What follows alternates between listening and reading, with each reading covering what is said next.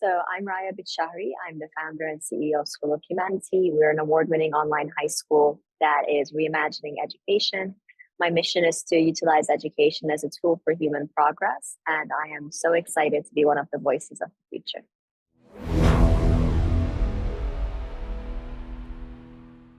Raya, it's wonderful to have you on board Voices of the Future. You are indeed one of our earliest voices of the future. And as you know, we have worked together for many years now, and I am a great admirer of your work and your tenacity, your creativity, and the fact that you are youthful and energetic and a neuroscientist. I'm sure we're going to talk about all of that.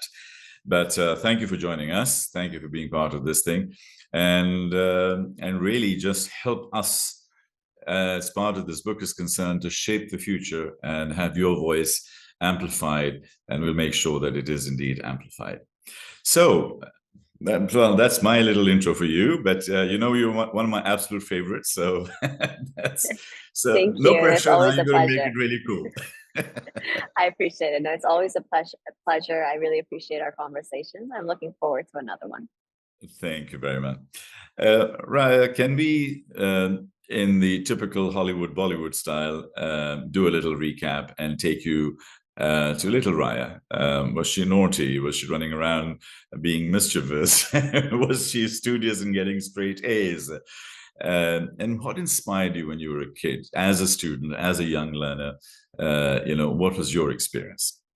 Yeah, I think she was naughty at times, but not too much. So I really one of the first moments of inspiration that I remember as a young child was when I was probably around 3 to 4 years old. We were driving to a rural part of Iran at night, moving from one city to another. And I remember looking up at the night sky and asking my mom what the glistening lights in the sky were. And she said they're stars. And my response was, okay, well, what are stars? And she said, oh, they're like other suns. And I just remember in that moment as a child thinking, I wonder if those other suns have other worlds and other girls and other humans asking the same questions. And that was a little bit of a moment of awe that still stuck with me, because I think it was the early days of cosmic perspectives that I continued to take with me throughout my life. But as far as I can remember, I was very curious. I actually loved learning. I loved reading books. I would voraciously read books from a really young age, and just eventually got into documentaries and whatnot.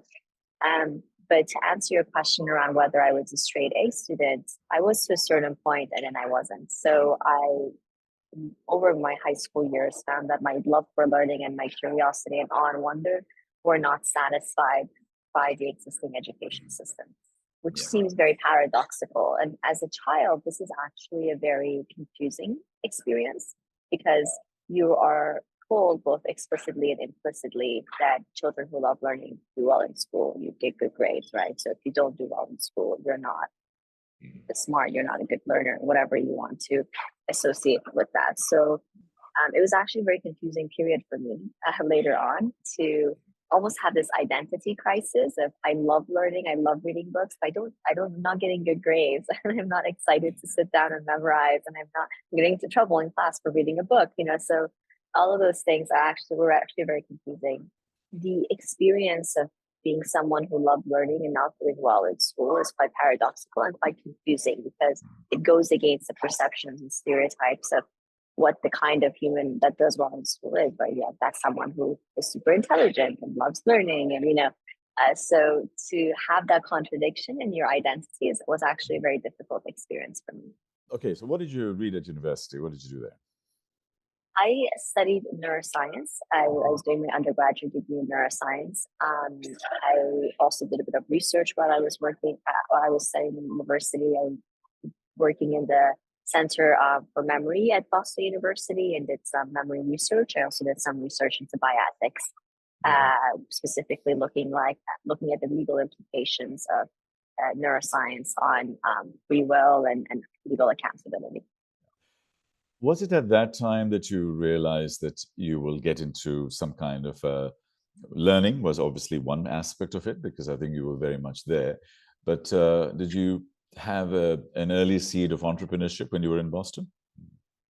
Absolutely. My journey with entrepreneurship actually started in high school. I was really part of a number of initiatives locally, local science festivals, even things like organizing charity events within my school. Like I love to learn by doing things. I love learning when I could see the impact of learning on the world. And this actually carried on to some extent at university where I was, involved with a lot of the local entrepreneurial events and whatnot as well. Um, Ultimately, the pivot from neuroscience to education entrepreneurship came from this pain point and desire to uh, really solve a problem I was facing. So the pains I described with the education system in high school continued at an even worse level in university. Right, you're now in even bigger lecture halls with hundreds of learners. We're all just cramming and memorizing, taking the tests, forgetting what we've learned, memorizing again. Don't get me started on how expensive the whole ordeal is. Some professors are inspiring, but by far the vast majority are just reading a script and showing me god awful slides. And so, the pains I had with the education system were quite intense. And it didn't help that you also don't really have a lot of support system for mental health in a lot of these universities. This is becoming a huge issue as well. There isn't a lot of design of experiences that contribute to human flourishing and actually finding purpose and meaning and well-being in life, at least not intentionally so. You may or may not find that at university. So all of those pains were ultimately the reason I decided in my last year I was going to try to graduate early, get out of there as soon as possible, and pivot into the education space. It's interesting you mentioned mental health. A lot of our speakers in the book speak about mental health. But more recently, I'm surprised that, let's assume that you were doing this sort of 8, 10 years ago, that even then mental health was an issue, and it must be the early stages, because, in my days, mental health wasn't an issue. I mean, you just get on with stuff. Yes, we're definitely talking about it more. Although I remember even then, The Guardian, the newspaper, The Guardian, had a whole section on student mental health at universities because it was such a huge issue in the UK. There was such a crisis. Look, we can get into an intellectual discussion around social media, status anxiety, our expectations of happiness, and how that impacts why we're less happy today than we were 40 years ago.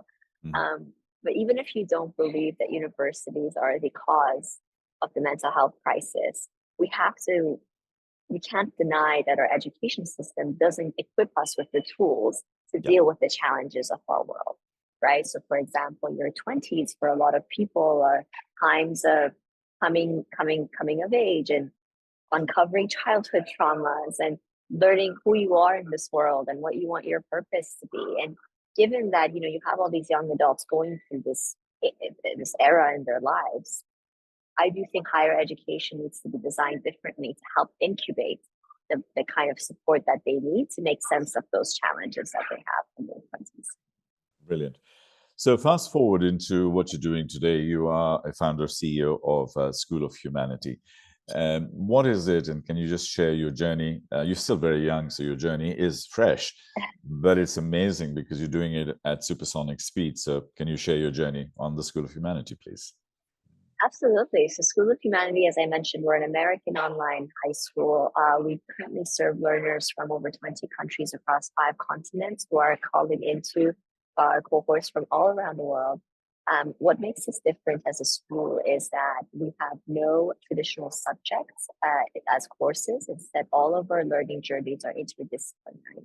So learners embark on interdisciplinary challenges such as understanding mind, future of food, energy, water security, or even things such as designing space habitats. And the entire curriculum is centered around these global challenges and sustainable development goals. On top of that, we don't have any exams at our school. And by exams, I mean time-bound, paper-bound, closed book, traditional exams. Instead, we do project-based assessments where learners get a real-world simulation of a task to evidence what they have learned and whether they have learned it.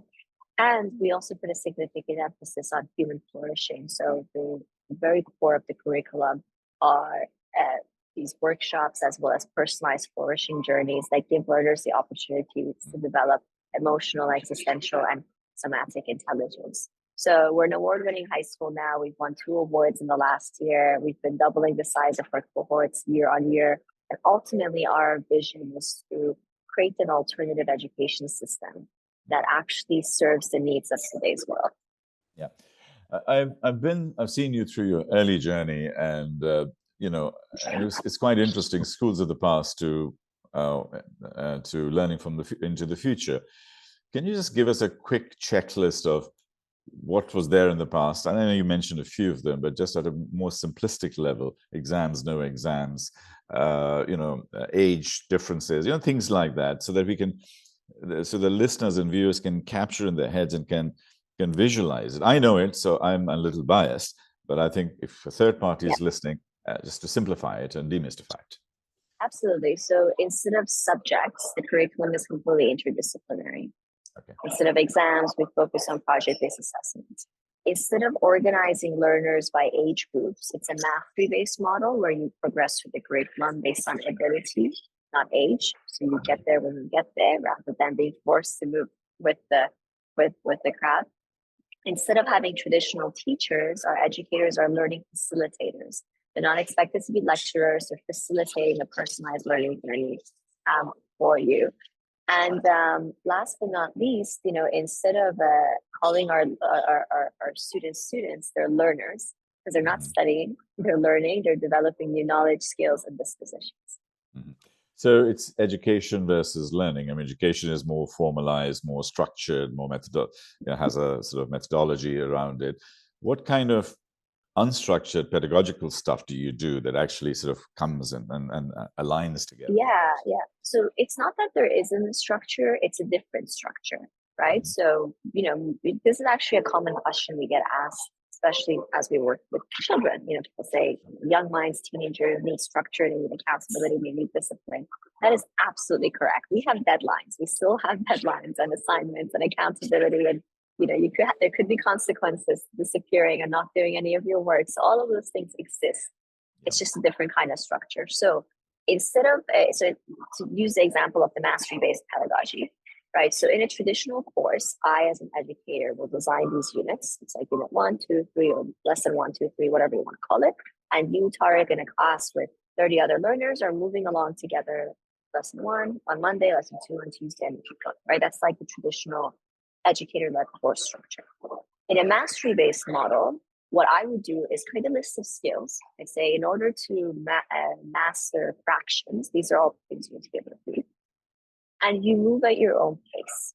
So Tariq is on a different journey than everyone else. And Tariq will only move to lesson 2 if he's mastered lesson 1. And someone else, let's call her Sarah, in the lesson might be moving through very quickly and will keep going through the curriculum, whatever pace works best for her. And so the way you organize a classroom for that is very different. You actually set up these mastery groups where people are at different levels. They might move around. It's very fluid. And your role as an educator is to move around, check in on progress, clarify, doubts that learners might be having, and do some instruction perhaps as well. So there is a structure. It's a very different structure. The second example I'll share is challenge-based learning. It's a pedagogy where you center the curriculum around real-world challenges, which is obviously central to our approach to learning. Instead of me designing a course, I might set a problem or a challenge for my learners. So let's use the example of a challenge on designing space habitats. And together, we then, in an open-ended way, say, okay, in order to design space habitats, what are some knowledge, skills, mindsets we first need to learn? So that's the engage phase of the challenge. Then we go to investigating the challenge. What are some problems here? Okay, how do we create oxygen on Mars? How do we make sure astronauts have strong well-being? And you start identifying all these problems. And then you go into the act phase where you design solutions to these problems. Again, you can develop a lot of structure around it. You can have weekly milestones and deadlines. It's just a different kind of structure, how the traditional school system is set up. Yes, indeed. I mean, when I was listening to your mastery explanation, I was wondering whether if you are intellectually lazy. Younger people are not, but some, so how do you identify people who are intellectually lazy? Could be distracted. A lot of us, because of our nutrition structure and social structures and things like that, there's a lot of ADHD there. So if you are self-driven, self-motivated and stuff like that, and you're in a mastery exam environment, what keeps them motivated? What keeps them going? It's a great question, and I wouldn't even call it any form of laziness. I think especially young minds have different forms of different levels of executive functioning, and that takes sometimes longer to develop. And as you rightfully point out, support systems at home, all those things contribute to it. So there's two angles to it. One is going to the intrinsic motivation aspect, right? And it's human nature. The way you try to cultivate intrinsic motivation is really trying to tap into that individual person's interest, right? Their passion, their excitement. What is it that excites them? We all have something that excites us, even if it's just video games. And ideally, we then develop, curriculum, learning journeys that connect back to that, help kind of hack the experience for them. And of course, the other level to it is, from my experience, I've seen challenge-based learning be intrinsically far more motivating to learners because they can immediately see the application of what they're learning. You can see, okay, I'm learning this because it's going to help create oxygen on Mars, and that's just exciting. And B, it connects to real world issues, and learning is just meaningful to them because they can see it's having a positive impact on progress. So that's like intrinsic motivation. Coming to extrinsic motivation, I think if there's anything I've learned as a leader, but also working with students from all different levels of background, is most human beings do need accountability. Even I need accountability. A school of humanity has a board that holds me accountable. And so really continuing to have the right balance of, yes, you have freedom and open-endedness, but there are certain deadlines and there are certain milestones that need to be met, helps learners. Just to share an anecdote here, in our first year of operations at our school, we had no deadlines. We kind of had a fully personalized, set your own deadline, work on this whenever you want to with our learners. Naturally, some of our learners did great with that. A lot struggled and were not staying on top of their journeys. And we then did a focus group with our learners, and they unanimously voted for us to introduce deadlines because it was something that helped them. It helped them stay on track. And so really, we have to acknowledge different levels of executive functioning and ensure that we have the right structures to support all of those different things. Yeah. So the dilemma that I'm facing right now in terms of what you're talking about, I'm a great supporter, so I'm just trying to sort of get peel the onion a wee bit more. You're going through a phase of transition as the world in terms of learning and education. So you've got two parallel systems running simultaneously. One is structured and the other one is open. One is exam-based, the other one is not. So this sort of constant contradiction in your 12, 13-year-old, how do they cope? How do you cope, you and your educators, with that, double messaging that's going on and the confusion potentially that's going on? I'm wrestling with that right now. First, I want to hear that, and then we'll go back and do a little use case of a person. Right. One of the areas we have this transition is around the vocabulary and taxonomy, right? Like there's some words that we've changed and we don't use the old taxonomy, like learners instead of students, learning facilitators, and I can go on and on. So there's some words that we said, we don't feel like calling them teacher does the role justice. We're changing that. And then you learn very quickly, then you face challenges with creditors, examiners, universities, because then they're like, what parents, like, what does this mean? What is this? So it is for sure a balancing act, and it is a transition. There's some words we keep, some words that we say we're going to change. So that's just like an example of this transition. So my way of coping with this is going back to first principles thinking. So if we do anything, it's like going to the root cause of what problem are we trying to solve, analyzing that at its root, and then starting from the beginnings, from the baseline without any assumptions. And it might be that when you apply first principles thinking to it, that you end up with an education system that has a few things that look like the previous system. Not because that was bad, but because that actually made sense from a first principles perspective, like deadlines, right? Or you might build up from first principles and realize there's some things that you completely reinvented because the biased old way of doing it did not serve the core problem well. So that's just the way I would tackle it, is just go back to first principles. Okay. So let's do a little hypothetical case study here. Let's say I have two kids, 14 and 16. My 14-year-old is, happy and learning and working and stuff like that. But the 16-year-old has decided that he or she is completely unhappy with the world and is going to be completely rebellious and throw things around and do whatever is necessary. And so I come to you and I say, I have these two. One of them is extremely curious and interested in this, that, and the other one is just completely outrageously uncontrollable. Can you please take both of them and now they're completely Yeah. different people in a completely new environment. You're throwing them in a new pond. Do you accept both? And what would be the difference in terms of a parent with two kids like that? Yeah, it depends. We would need much more information for me Yes, of course. to know, but Yeah. mainly because we've had learners come to us who are thriving and who are, as you described, independent learners, well behaved, whatever phrase you want to use, and thriving for humanity. We've had learners come to us who are failing, quote unquote, failing in their traditional system, or their transcripts, any other school would not accept. And we said, let's go back to first principles. Let's do our own kind of assessments and see. And they thrive too. The big thing I want parents to take away is that there isn't a one size fit all model. Even School of Humanity is not right for every child. There's lots of innovative models of approaching that are alternatives. One of those others might be the right fit for your child. So to use an example, one of my favorite examples of progressive schools is a school in Cambridge, Massachusetts called New View. They're an innovative school. They've been around for over a decade now, and they follow the architectural studio model. So it's basically a lot of working with your hands, a lot of like maker lab kind of spaces as their classroom. And they learn through these 2-week innovation sprints, and they build things as they're learning. I have met families and parents of children who are really restless, but thrive when they're working with their hands, when they are learning, whether it's math or physics, anything, but actually physically building something and visualizing it. And there are learners who will fit way better at Movement than they will at our School of Humanity for that, right? Yeah. And then you can look at the online versus in person. So to come back to your question, I would, with the learner that isn't thriving in the education system, really try to understand why. Is it that they crave a certain social community? Is it that they need movement? Is it that they need a 2-week sprint that holds them accountable? And really try to find something that helps serve that is unserved in the existing system. Okay. So where you are today, you're running parallel to traditional schools. So you do weekends, Yes. holidays, and stuff like that. How is that structured?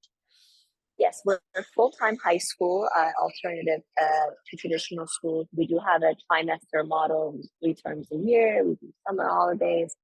That can evolve over time, of course. And we currently have 2 cohorts running, one North and South America focused, and one Asia focused. The way the weekly schedule is run for learners, about half of the learning is completely synchronous, and that is in workshops, mentorship sessions, one-on-ones. The other half is completely asynchronous, and that is self-paced and more flexible. We chose to bake in low and focus time directly into the schedule of the week. So learners have Fridays to schedule as they wish, whether they want to just sit and focus on, for a few hours on their work, or whether they want to do extracurriculars. Because I personally think it's ridiculous that we put kids through back-to-back classes from 7 a.m. to 3 p.m. and then say, oh, now you have homework to do in the evening. Just an awful way to organize it. So we chose not to do that. Right. So now that we've done all the serious explanation and we've, so you've extremely articulate and you've explained it, let's have a little bit of fun. Regulators, are they freaking out? Parents, are they freaking out? Universities, are they resisting? And employers, do they really know who to hire? Because we still need degrees and exams and stuff like that. So, I mean, what the hell is going on? I mean, what do we do? So we owe a lot of gratitude to all the progressive schools that came before us that have already paved the way. And because we're one of the first schools to do this online and open it up to the world, but the pedagogies I'm talking about, project-based learning, master-based learning, have been around actually for a while, which is in a way sad to think about the fact that they haven't scaled yet, but they've been around. So Coming to regulators, it really depends. So we are an American online high school. In the US, there are hundreds, possibly thousands of schools that operate with similar pedagogies as us. So in the US, we face no issues. We actually just finished our accreditation site visit with the Western Association of Schools and Colleges, and they were super supportive. And it was actually a really great learning experience for us. And the way that the accreditation setup is in the US, it's not school inspections. They're not here to score you or grade you or rank you. Rather, they're here to say, okay, are you delivering effective learning in your context? Are the operating systems of the school robust? And how can we then help you improve, right? So it's a completely different approach, which has been amazing for us. Parents, turns out there are early adopter parents all around the world who are so frustrated with the traditional system. And for them, it's not even people often ask me, like, isn't it risky for a parent to take their child out of the system and put them in school humanity? The parents that we speak to, the risk is keeping their children in the system. They either have gifted kids who are just not thriving, or special learning differences, or it's keeping them in the situation that they are is just not going to work, and there's a deep pain and need for an alternative. So that's also something that, at least in the beginning, I think there's enough parents in the world interested in this, and over time you might see even more traditionally minded parents shift their mindset, and that will take a bit longer. Universities and regulators, again, it really depends on the country and where in the world you are. In the US, a vast majority of universities are becoming test optional. And there are many progressive universities now popping up that are adopting a very similar model and approach as we are. And that is really helping as well, because we want our learners to continue on this trajectory of learning in this way, and being able to kind of send them off to universities that have that is really powerful. So to summarize this response, like, it really depends on where in the world. And I think the education space is large enough, and there's enough humans that you can carve out your own niche and still have plenty of people to serve. Yeah. My view is, and this is observation rather than empirical evidence, is that most parents are extremely ambitious about their children. They want them to go to Oxford, Cambridge, Harvard, MIT. They put them, and both of us are based out of Dubai also. And so I see many schools, it's all about getting grades, getting them into the right university, and basically that's it. I'm getting a job and stuff, and the parents are just focused on getting their child the top marks and getting into university. So isn't that a little bit contradictory to what you're saying, is that the early adopter parents are fine, and that's very cool, but the vast majority of parents, the Asian parents, the Chinese, the Indians, they're really not interested. I mean, yes, you can do this at the weekend with Raya, and that's really, really cool, but you're not doing it because you have to go and study and get your degree. Yeah, that's fine. And we're currently not focused on those parents. Okay. And just to clarify two things, we do have, you can give them this persona of the overachievers or the ambitious parents. We have those, but believe me, we have families and learners, even maybe they want to go to Harvard, Oxford, and that's what they're aiming for, and they're with us on that path. So that doesn't necessarily exclude them from going to a progressive schools. There have been, I mentioned Nubu earlier, they've had kids go to MIT, and there's the Think Global School, learners go to Oxford. Like, there are really innovative schools that have sent learners to those universities. We're not in the business of convincing parents to move into the system. We're interested in working with the parents who recognize there's a problem and they're looking for an alternative. Those are the parents we serve. Over time, I do believe the ratios will shift, because the traditionally minded parents, when they start to see a model like this, do lead to successes. And that success can look different. Like, it could be our alumni starting their own businesses that become unicorns. It could be them getting into really, really competitive universities, and whatever that success is. When it starts to happen at scale in this alternative system, then those traditionally minded parents eventually will start to, understand that can also be a path for quote unquote success. But that doesn't have to happen for us, right? Yeah. When we had our little debate together at the club, if you remember, a few months ago, you mentioned several educational learning structures now that people are not going to formal education after high school. They're going into I think there were 2 or 3 in the UK and so on. And then people are actually looking at, and they're becoming more and more competitive. Can you describe some of them and what's the trend there? Yes, and these are fully accredited universities, by the way. So there's a movement even at the university level of new higher education pathways opening up that are just reimagining things and moving towards the pedagogies that I've spoken about earlier. So, for example, the London Interdisciplinary School in the UK is a fully accredited university. Instead of choosing majors at LIS, you pick problems you want to solve. And the whole curriculum is centered around those problems, not too dissimilar to what we're doing. And as the interdisciplinary name suggests, the curriculum is completely interdisciplinary and interconnected. Incredible way to get a degree. I would love to go back to university and go there. There's also Minerva University, that's a traveling university, so it's online first, and they spend a term in a different country each time, which is again very cool. They're the ones that are very competitive to get into. They're more competitive with Harvard right now. They've had lots of successes. They had a huge donation recently from, I think, the founder of Netflix. So again, they're experiencing this incredible boom in their lifetime. There's also, coming back to Europe, there's Tomorrow University of Applied Sciences in Germany. They're one of our university partners. They're an online university that follows challenge-based learning and has degree programs in sustainable entrepreneurship and product and really cool kind of future work focused spaces. So just a few examples. There are more and more of these coming up. People keep sending them to me, and I think it's so exciting to have these options now. Are today's schools preparing our kids for the future that's in front of us?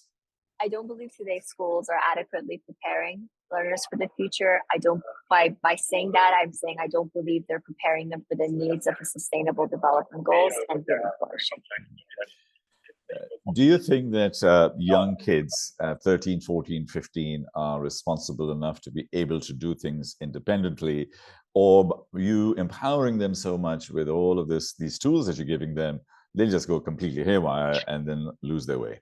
I think it depends on the human being. Some human beings are naturally more independent learners than others. Even in the workforce, you see that some people are great at self-managing, some need more direction. So I think all kinds of learners deserve to have a learning pathway that's suited for them. We also have, and I know some of your learners who scared the hell out of their parents because at 17, 18, and some of them are super bright who shall remain nameless, because they became entrepreneurs, because they're saying, well, why am I going to university when I'm already making the money and I've already got the company?